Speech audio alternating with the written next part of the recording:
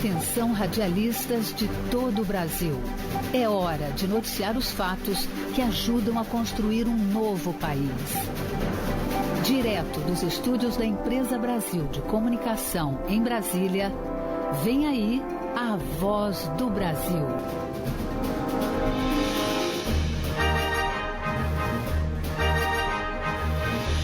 Em Brasília, 19 horas.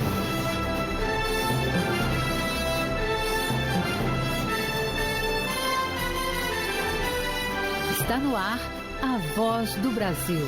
As notícias do governo federal que movimentaram o país no dia de hoje. Olá, boa noite. Boa noite para você que nos acompanha em todo o país. Terça-feira, 13 de setembro de 2022. Vamos ao destaque do dia. Transporte de cargas e aviação comercial tem alta. E setor de serviços cresce em julho, no terceiro aumento seguido. Márcia Fernandes. 3 das 5 atividades tiveram crescimento. Você também vai ouvir na Voz do Brasil. Prorrogação da campanha de vacinação contra a poliomielite. Investimentos no SUS. Assuntos da entrevista do dia com o ministro da Saúde, Marcelo Queiroga. E vamos falar do alerta da onda de calor e baixa umidade que atinge parte do país. E os cuidados para a saúde nesta época do ano. Hoje, na apresentação da Voz do Brasil, eu, Mariana Jungmann e Gabriela Mendes. E assista a gente ao vivo pela internet. Acesse voz.gov.br. A campanha de vacinação contra a poliomielite e multivacinação continua até o dia 30 de setembro. Com isso, o Ministério da Saúde espera vacinar o público-alvo e aumentar a adesão da população. E para falar sobre vacinação e outros assuntos de saúde, a gente conversa aqui no estúdio da Voz do Brasil com o ministro da Saúde, Marcelo Queiroga. Boa noite, ministro. Boa noite, é um prazer estar novamente aqui na Voz do Brasil. Ministro, sobre a campanha de vacinação, qual é o público e qual é a meta do Ministério? Bom, a meta é vacinar as crianças abaixo de 5 anos contra a poliomielite. São 15 milhões de crianças e a meta é vacinar 95%. Essa campanha começou em 7 de agosto e ela iria até 9 de setembro, mas nós prolongamos até o dia 30 de setembro. É uma nova oportunidade para os pais levarem seus filhos para a imunização com a vacina da polio. O último caso de polio no Brasil, Gabi, foi em 1989, na nossa Paraíba. Nós não queremos mais polio nem na Paraíba e em nenhum estado do Brasil. Então vamos levar as crianças para receber a vacina da polio. São 3 doses o esquema primário e depois mais 2 doses de reforço com a vacina da gotinha.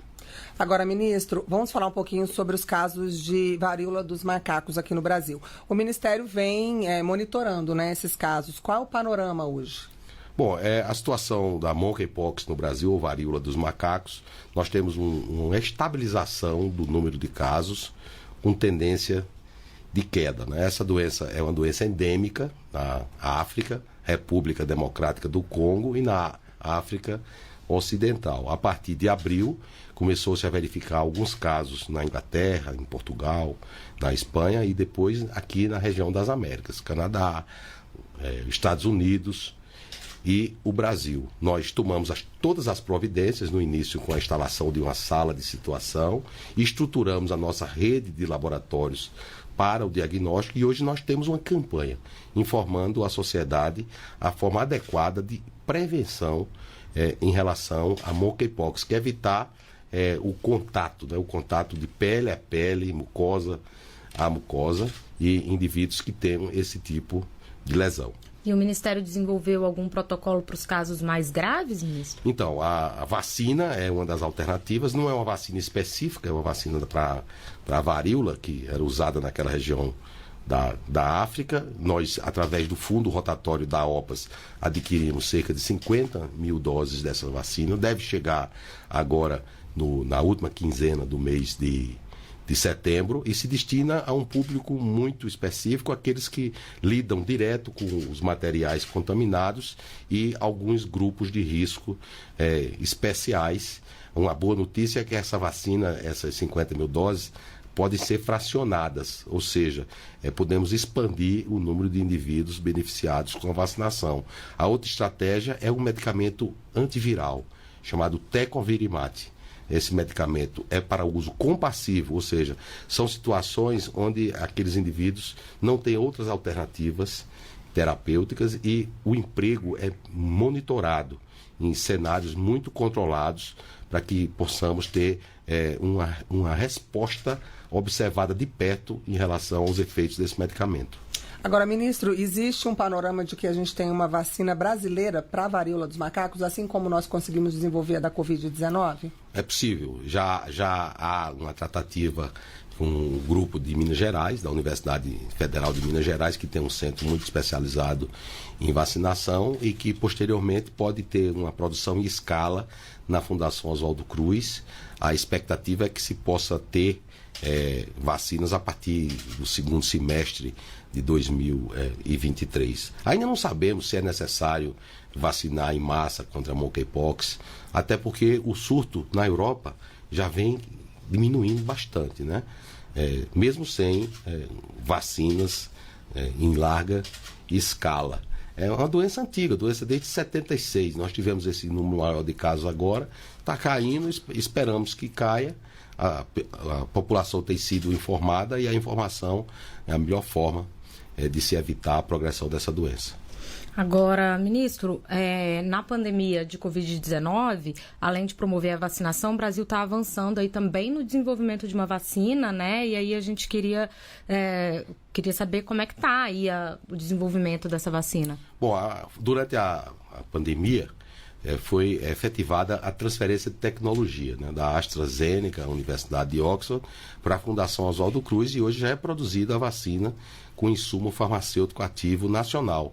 Mas há uma série de vacinas apoiadas, seja pelo Ministério da Ciência e Tecnologia e Inovação e o Ministério da Saúde, que estão em fase de pesquisa ainda, a chamada fase 1, algumas no início da fase 2, para que tenhamos o domínio de toda a tecnologia. E que isso não se presta apenas para a Covid-19, mas ter o domínio da tecnologia permite que, diante de novos agravos à saúde, nós tenhamos uma condição de uma resposta rápida para produzir as vacinas. Mas o principal ponto que deve ser ressaltado como um legado da pandemia da Covid-19 é o fortalecimento do nosso sistema único de saúde. Isso se deu de maneira transversal. Eu aqui cito, fortalecemos a nossa capacidade de vigilância. Os Centros de Inteligência Estratégica e Vigilância em Saúde, chamados CIEVs, eram 55. Hoje são 164. E eles foram ampliados, sobretudo, nas áreas de fronteiras. Os nossos laboratórios, os LACENs, no início da pandemia, nós só tínhamos 3 com capacidade de fazer o diagnóstico. Hoje nós temos capacidade de fazer em todos os estados. Leitos de UTI, por exemplo, ampliamos de 23 mil para 46 mil no pico da pandemia. Os casos caíram, mas nós deixamos 6.500 leitos de UTI a mais no sistema de saúde. Então, fortalecer o sistema de saúde, deixar o SUS mais forte e resiliente é o grande legado dessa emergência de saúde pública de importância nacional. O senhor acabou de citar aí a ampliação dos Centros de Informações Estratégicas e Resposta em Vigilância em Saúde, que são os CIEVs. O senhor podia detalhar um pouquinho para quem está nos ouvindo, por que esses centros são tão importantes, o que eles fazem? Espécie dos olhos do SUS nos diversos locais da grande nação que é o Brasil, sobretudo na área de fronteira, né? Então o Brasil tem áreas extensas de fronteira e era absolutamente desabitado desses olhos do Sistema Único de Saúde. Nós conseguimos ter uma vigilância mais forte para que todos os rumores, todas as ameaças, elas sejam detectadas e a resposta seja imediata. Então, sabe que cerca de 1,34 milhão de brasileiros, eles estão ali naquelas regiões de fronteira. Nós temos 33 cidades gêmeas, né? Que você passa de uma rua para outra, você está em outro país. Então nós precisamos fortalecer essa proteção. Veja o que aconteceu em 2019. Tivemos o sarampo, um caso que foi importado da Venezuela para o Brasil e o sarampo foi reintroduzido no nosso país. Então fortalecer essa capacidade de vigilância é uma política prioritária para o nosso Sistema Único de Saúde. E na pandemia de Covid-19, esse foi um dos maiores desafios? O que o senhor citaria aí como os maiores desafios? E como é que está a situação epidemiológica da Covid hoje no Brasil? Diante da pandemia, foi uma época de grande aprendizado. para todos nós, não é? Então, o primeiro é a necessidade de fortalecer os sistemas de saúde de acesso universal e o segundo é ampliar a capacidade de resposta dos nossos complexos industriais. Nós já abordamos esses 2 pontos. Essa pandemia foi a maior tragédia sanitária que o mundo e o Brasil enfrentou. Nós tivemos mais de 670 mil óbitos, mais de 30 milhões de brasileiros se contaminaram com esse vírus, não é? E nós temos que nos preparar para, diante de novas emergências, termos a capacidade de ter uma resposta mais eficiente. E a situação epidemiológica hoje está controlada, ministro? A situação epidemiológica controlada, uma média móvel de óbitos inferior a 100, não é? Isso é algo a ser, nesse contexto, é algo a ser comemorado por todos nós, né? Porque tivemos uma média móvel de óbitos superior a 3 mil casos. Cada vida e toda vida é importante, mas hoje aqueles que infelizmente perdem a vida são aqueles que têm mais comorbidades, são os mais idosos, e nós vamos trabalhar para reduzir ainda mais essa situação. Ministro, vamos falar um pouquinho sobre a atenção primária, né, que é a porta de entrada do SUS, assim, tanto para diagnóstico quanto para tratamento.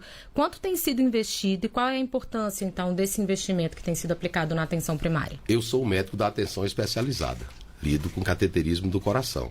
Mas as transformações no Sistema Único de Saúde nós faremos na atenção primária à saúde. Nós temos 48 mil unidades básicas de saúde espalhadas pelo Brasil.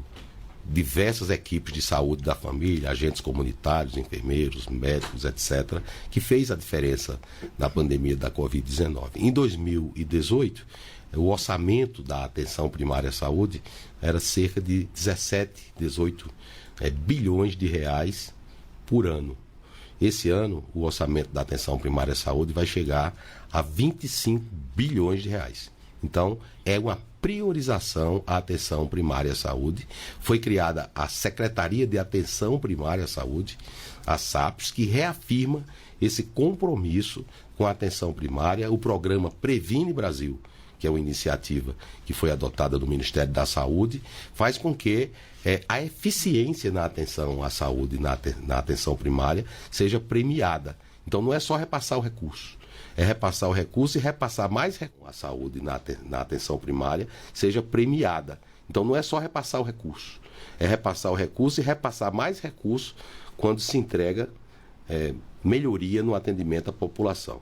Eu cito, hoje, 80% da população brasileira que procura as unidades básicas de saúde está cadastrada no Conect SUS. Nós temos metas como o controle da hipertensão arterial, do diabetes, a realização do pré-natal, a prevenção do câncer de colo do útero com o Papa Nicolau, o combate ao tabagismo, a prática de atividade, o estímulo à prática de atividade física, com isso combatendo o sedentarismo e a obesidade, e o preenchimento da carteira de vacinação das nossas crianças. Essas metas elas vão ser ampliadas ao longo do tempo. Agora, ministro, a rede de atenção materna infantil também tem recebido novos investimentos. Com certeza. A rede de atenção materna infantil, ela foi reforçada. Hoje nós vamos priorizar as gestações de alto risco. Nós colocamos a possibilidade de obstetras, ginecologistas e de pediatras das unidades básicas de saúde. Claro que não são em todas, mas no primeiro momento em um certo número. E ampliamos os recursos. Esses recursos saíram de cerca de 900 milhões o ano passado, e esse ano nós teremos 1,5 bilhão de reais para cuidar das nossas mães e das nossas crianças, que são, sim, o futuro do Brasil. Nós temos um compromisso com a defesa da vida desde a concepção. Isso significa cuidar das mães no período pré-natal, né? As nossas gestantes, infelizmente, quando falecem por 3 situações principais: complicações hipertensivas, infecções e sangramento, não é? Então, é fundamental melhorar o cuidado no pré-natal e capacitar as nossas maternidades para cuidar dessa situação especial, bem como melhorar o atendimento das crianças no período neonatal.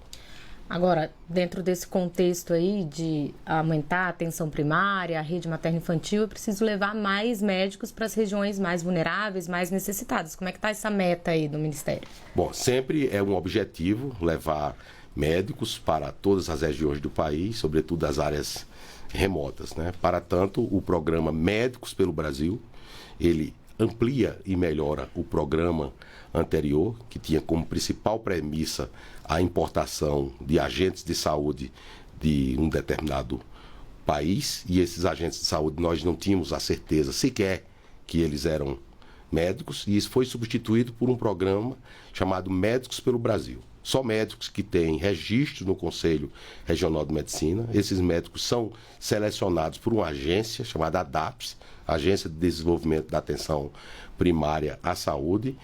Há um vínculo empregatício desse médico. Esse médico vai ter um vínculo CLT, ou seja, uma das maneiras de fixar o médico, e ele pode progredir na carreira. Então, com essas iniciativas, nós queremos ofertar médicos mais qualificados para a atenção primária à saúde. Destaque-se que também as inovações tecnológicas, é que eu me reporto especificamente às estratégias de telesaúde, elas aprimoram o atendimento na atenção primária, elas ampliam o acesso, elas fazem com que seja mais eficaz o atendimento na atenção primária, fazendo com que cerca de 80% dos casos sejam resolvidos na atenção primária à saúde, sem a necessidade de se encaminhar aquele cidadão para um centro especializado.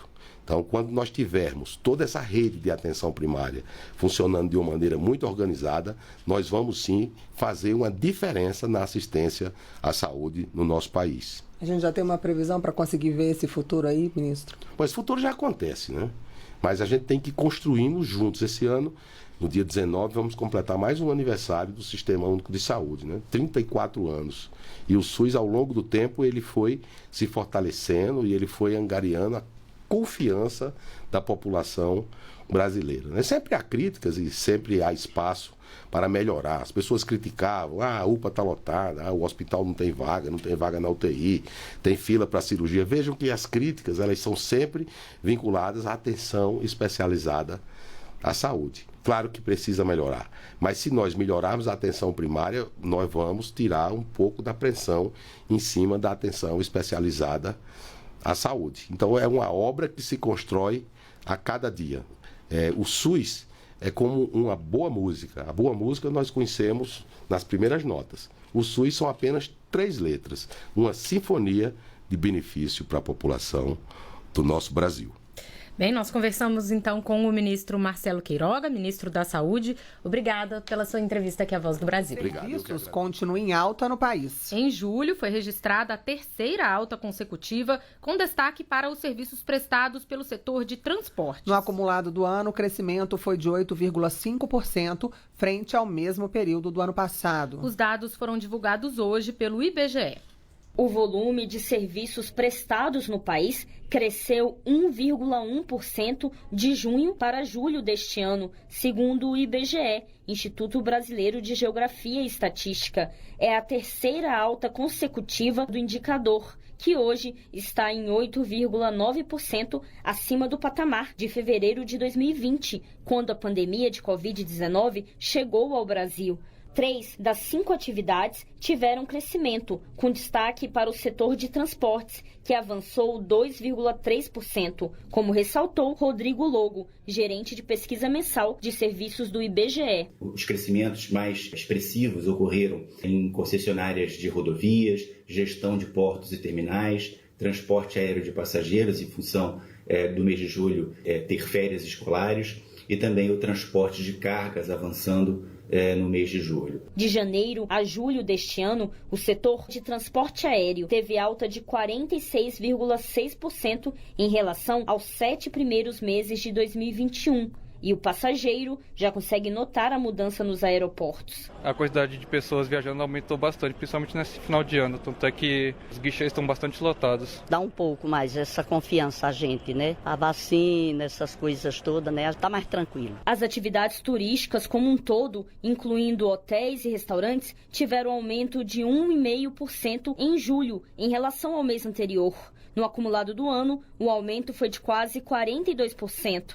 O ministro do Turismo, Carlos Brito, apontou que o objetivo da pasta é conseguir que o turismo cresça ainda mais no país. Nossa missão agora é continuar esse crescimento e ultrapassar esses índices pré-pandemia, conquistando uma das melhores temporadas de verão de todos os tempos para o setor. Também tiveram destaque em julho os serviços de informação e comunicação, com alta de 1,1%, e os serviços prestados às famílias, como alojamento e alimentação, que registraram o 5º aumento consecutivo e ganho acumulado de 9,7%. Reportagem Márcia Fernandes.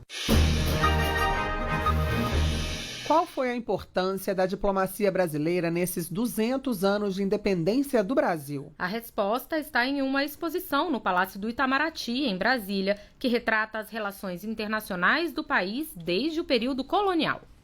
Tão importante quanto a história política e econômica, os percursos da diplomacia brasileira foram decisivos para construir os 200 anos de Brasil independente. E é este o tema de uma exposição que está aberta ao público até o dia 15 de novembro no Palácio do Itamaraty, em Brasília, sob a curadoria da embaixadora Márcia Loureiro, presidente da Fundação Alexandre de Gusmão. A exposição retrata episódios e personagens marcantes da história diplomática do Brasil, desde a nossa formação territorial, portanto, ainda no período colonial, até o momento da transferência do Itamaraty para Brasília, em 1970. A mostra destaca momentos históricos importantes, como a inauguração do Palácio Monroe, em 1906, durante a 3ª Conferência Pan-Americana. A atuação de outros chanceleres, como Joaquim Nabuco e Oswaldo Aranha, também são retratadas em mais de 20 painéis. Podem ser vistas também reproduções de mapas bem raros e animações que ilustram as demarcações das fronteiras brasileiras, conseguidas graças aos dossiês feitos pelo Barão do Rio Branco, quando foi ministro das Relações Exteriores entre 1903 e 1912. Reportagem Carlos Molinari.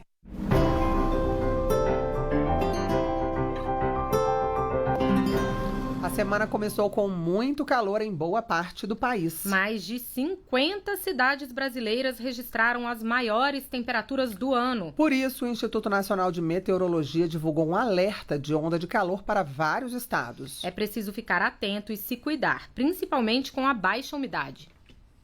Sol forte, ar seco, garganta irritada. Cenário comum nesta época do ano na área central do país.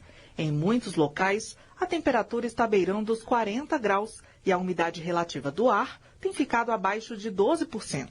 Rafael Celestino, que é lutador profissional e treina no Parque da Cidade, em Brasília, tem sentido os efeitos do calorão. Tá bem difícil, a umidade está baixa, né? Tá bem quente, está seco. O Instituto Nacional de Meteorologia, INMET, divulgou um alerta de onda de calor em parte dos estados do Tocantins, Minas Gerais, São Paulo, Mato Grosso do Sul, Mato Grosso e Goiás, além de todo o Distrito Federal. A meteorologista do INMET, Andréa Ramos, explica que as altas temperaturas são provocadas por uma massa de ar seco associada à falta de chuva. Essa massa de ar quente e seca, ela advém de um anticiclone que fica em altos níveis. E ele tem um núcleo. Nesse momento, esse núcleo está bem posicionado aqui no leste de Goiás, que pega o Distrito Federal, sul de Tocantins, oeste da Bahia e oeste de Minas Gerais. Além da maior incidência de queimadas, o que aumenta os riscos de infecções respiratórias agudas, a onda de calor também pode provocar problemas como desidratação, tonturas e dor de cabeça.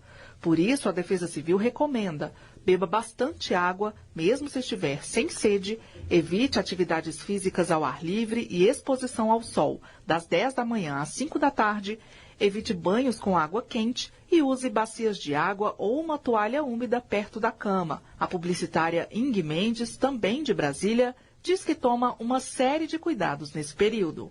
Tomar muita água, né, se hidratar, eu acho que é o importante. O umidificador também é muito importante em casa. De acordo com o INMET, existe uma pequena possibilidade de chuva a partir de quinta-feira, mas a população deve continuar atenta. Para ficar informado sobre a situação do calor e da umidade, você pode se cadastrar no serviço de alertas da Defesa Civil. Basta enviar uma mensagem de texto para o número 40199 com o CEP da sua residência ou área que deseja monitorar. Reportagem Jéssica Gonçalves.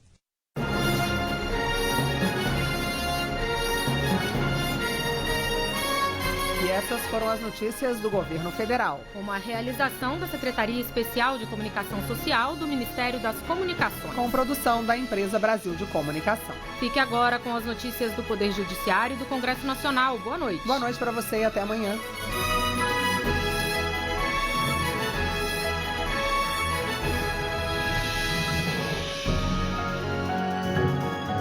A Voz do Brasil. Governo Federal.